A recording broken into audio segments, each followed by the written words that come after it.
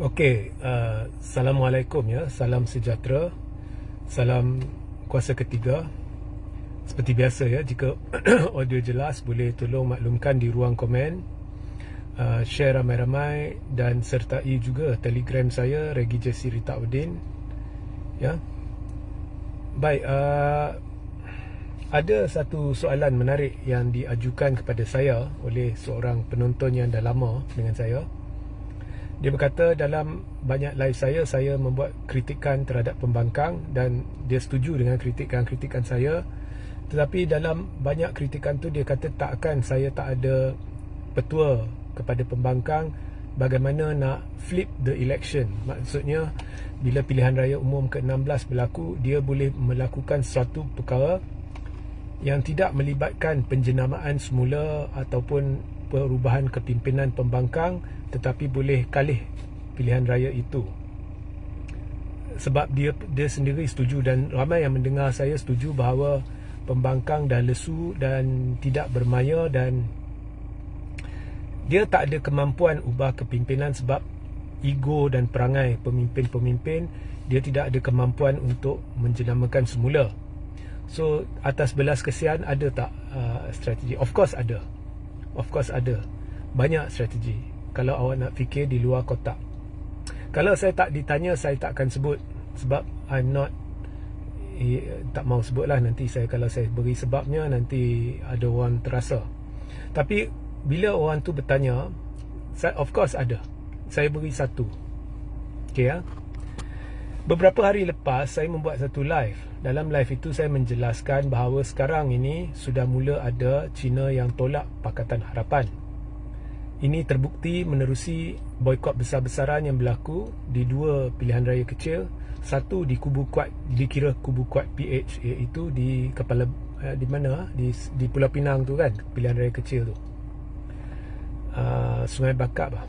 Okay, anyway, satu di Pulau Pinang dan satu lagi di mahkota baru ni, di Johor. Itu kubu kuat Barisan. So kubu kuat PH, kubu kuat Barisan berlaku boikot Cina besar-besaran, lebih 50%. Nah, bila berlaku boikot tahap itu, maknanya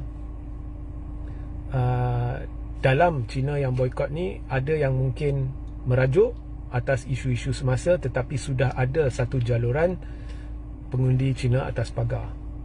Dan kalau kita kaji sejarah Cina di negara ini, setiap 20 tahun akan berlaku satu peralihan sentimen.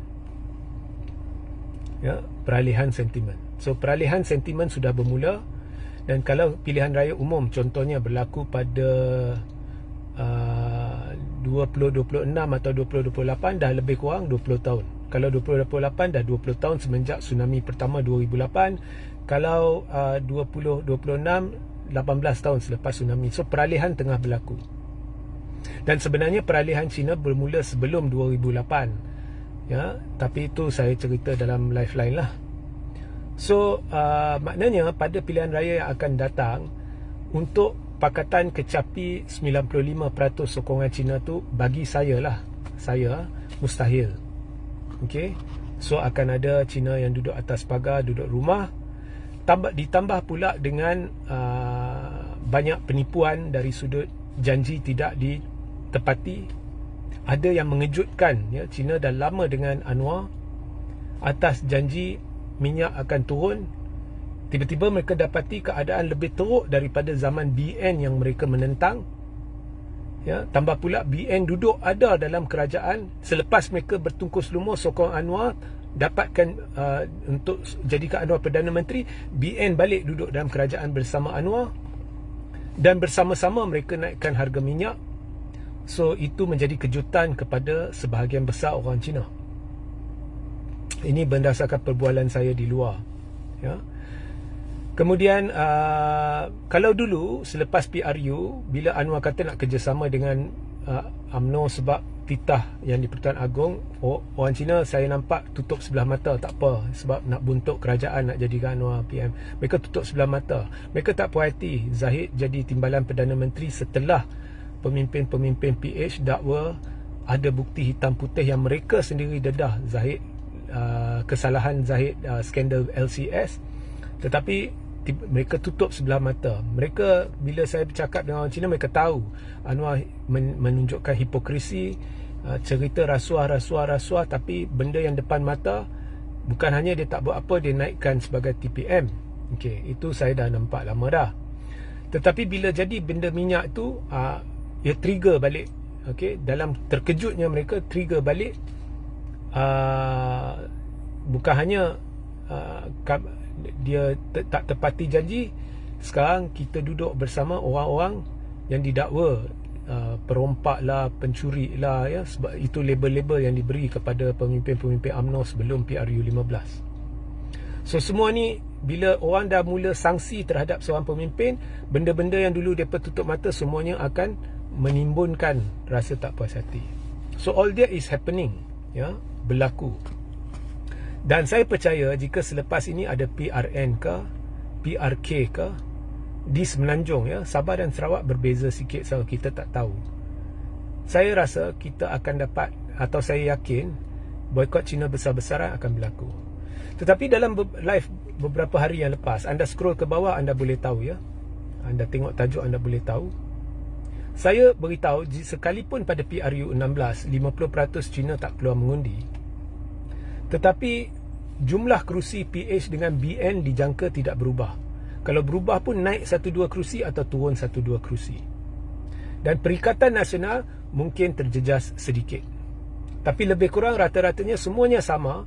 Tetapi PH dengan barisan akan dapat bentuk kerajaan dengan sendiri. Itu saya yakin.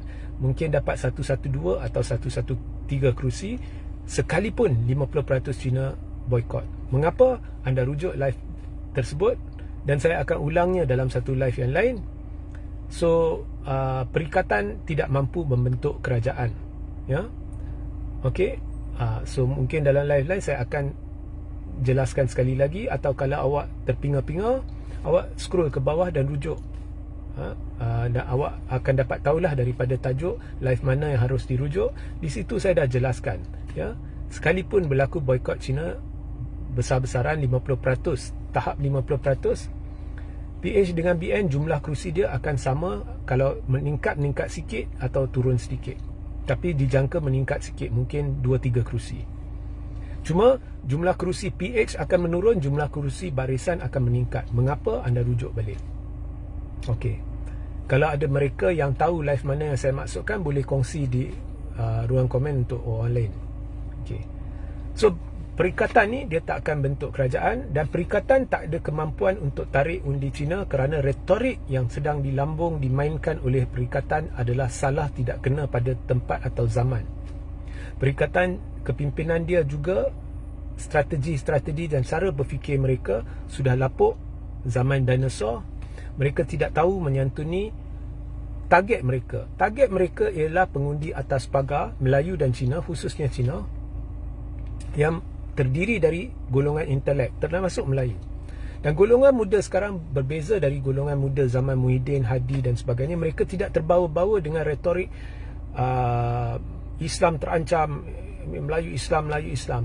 Memang kita nak pertahankan agama bangsa dan negara, tetapi pada masa yang sama, pembangkang perlu menampilkan imej atau perwatakan sebagai pembangkang yang bakal jadi kerajaan untuk semua. Golongan Melayu muda sendiri pun, mereka sekarang ni cara berfikir, ya, kami sokong pembangkang, tetapi nak kata kami benci DAP tu tak sangat. Bila awak beritahu DAP keluar kenyataan beracun, ya kami tahu, tapi kadang-kadang PAS pun keluar kenyataan ekstrim.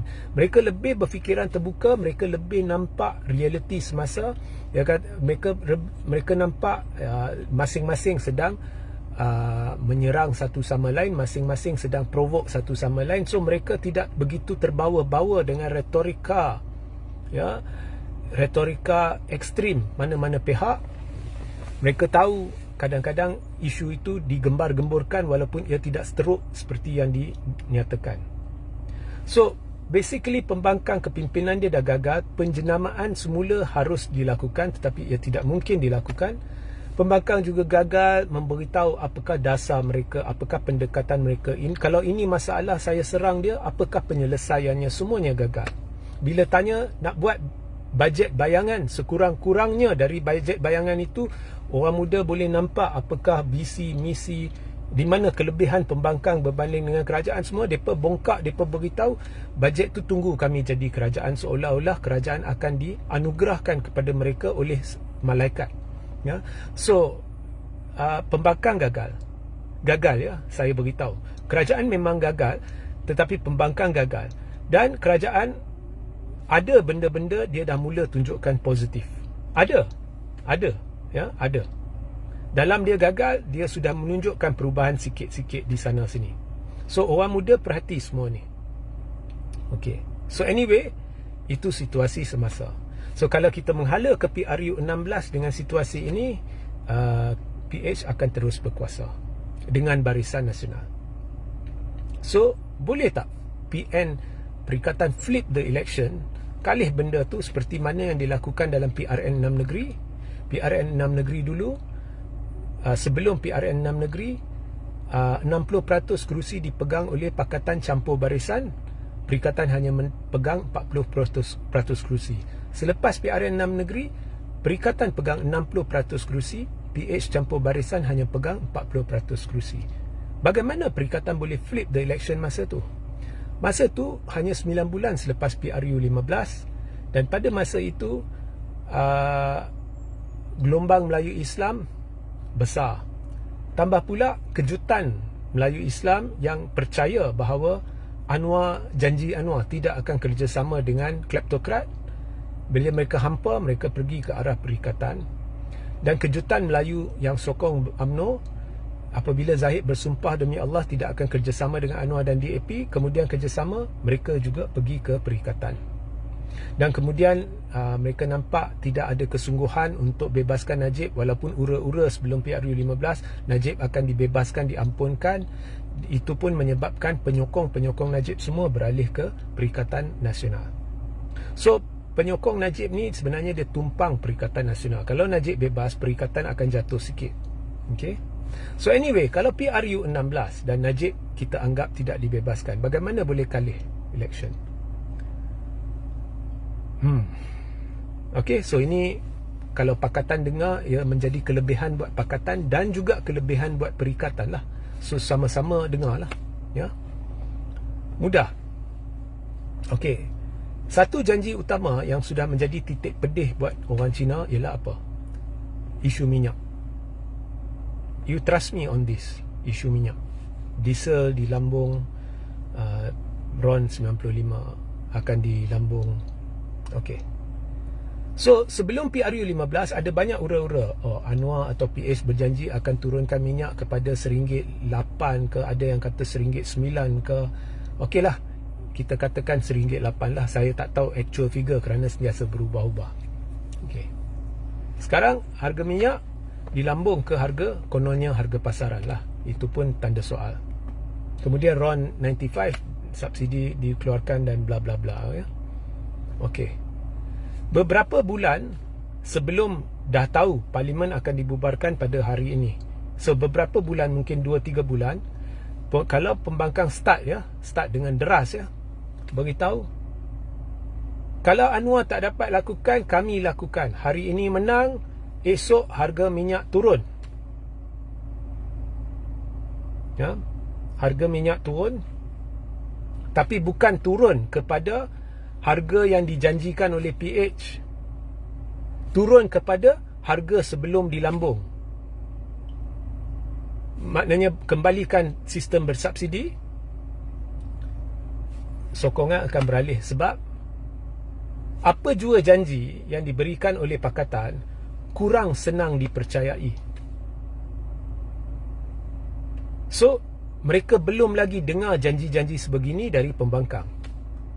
Jadi mereka, especially golongan peniaga, dan kalau Cina ni atas pagar ni, sekarang saya jangka golongan perniagaan dan juga golongan muda yang duduk di sana, mereka akan sokong. Kedua,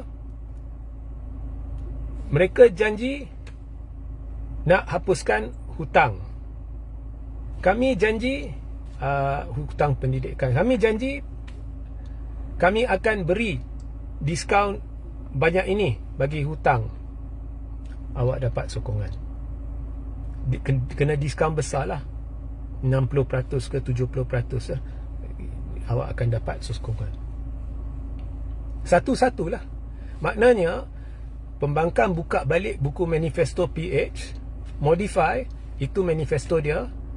Orang kata ciplak, biar orang kata ciplak, tapi orang akan sokong. Kerana PH tidak akan mampu lakukan janji-janji sama itu. Tidak akan mampu. You will flip the election. Maknanya perikatan akan menang besar. Ya. You will flip the election. Tapi kena buatlah, kena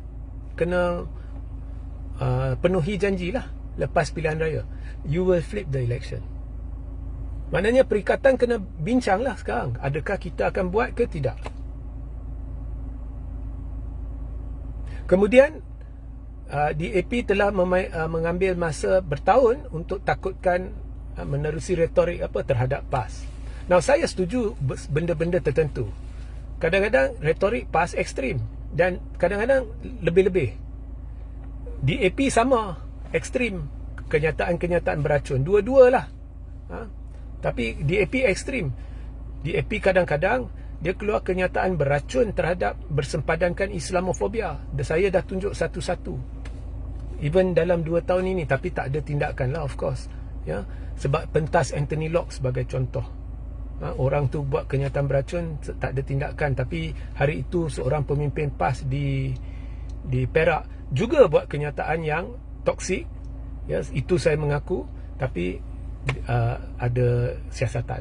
Ya. So itu kita tahulah. Kita tak payah nak sebutlah. Tapi kalau PAS mula menunjukkan kepada China dengan Melayu bahawa kita mengambil pendekatan untuk mencari jalan penyelesaian terhadap isu perkauman dengan berjanji bahawa kita akan menilai semula retorik-retorik yang dimainkan dan kita akan mulakan perbincangan antara parti-parti yang bertentangan ideologi, yang bertentangan yang agama dan kaum berbeza untuk mencari jalan penyelesaian ke arah integrasi. You got the vote. Sebab awak automatik dah turunkan suhu ketakutan. Ya? You will get the vote. Atas pagar ni awak akan dapat. Ya? Okey, untuk sementara. Sebab lepas itu kalau PAS masih tak jenamakan semula, dia tidak akan berjaya. Kemudian calon PM.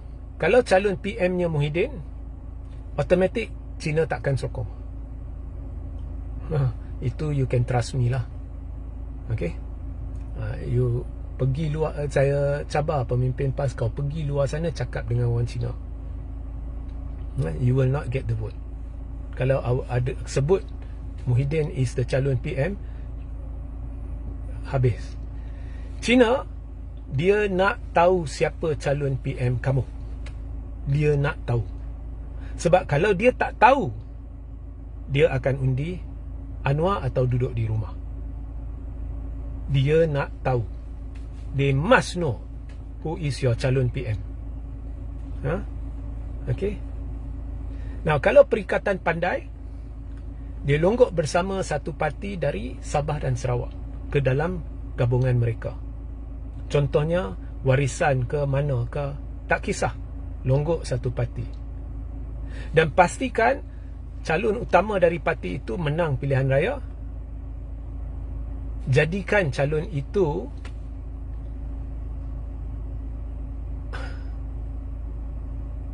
salah satu daripada kandidat calon PM.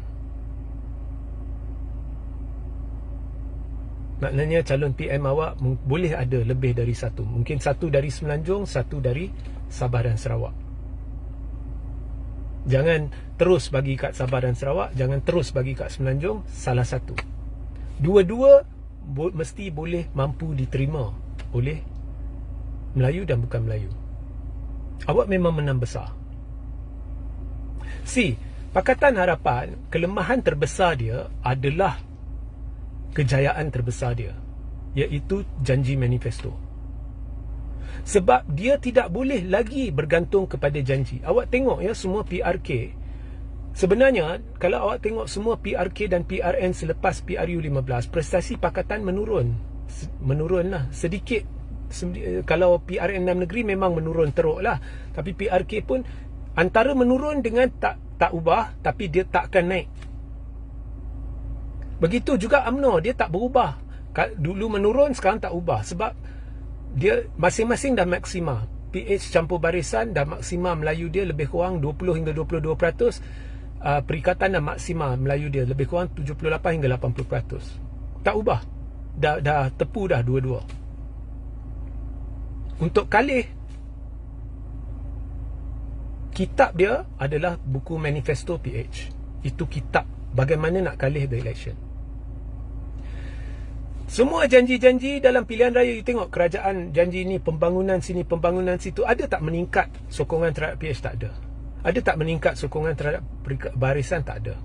Dalam pada banyak janji, dalam pada banyak duit ditabur untuk kempen bertungkus lumus. 6 negeri dulu Anwar sampai berkempen hampir 9 bulan. Ada tak apa-apa perubahan? Tak ada. Sebab janji sudah tidak dipercayai. Tetapi buku manifesto tu boleh jadi buku manifesto perikatan yang diubah suai. Dan perikatan tak payah turunkan harga minyak kepada yang bukan-bukan.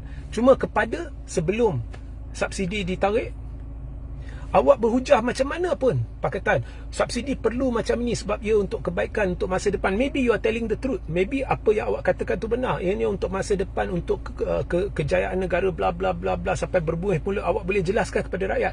Tetapi sekali perikatan kata kita akan kembali kepada situasi sebelum harga minyak dilambung, dia dah ke arah kemenangan.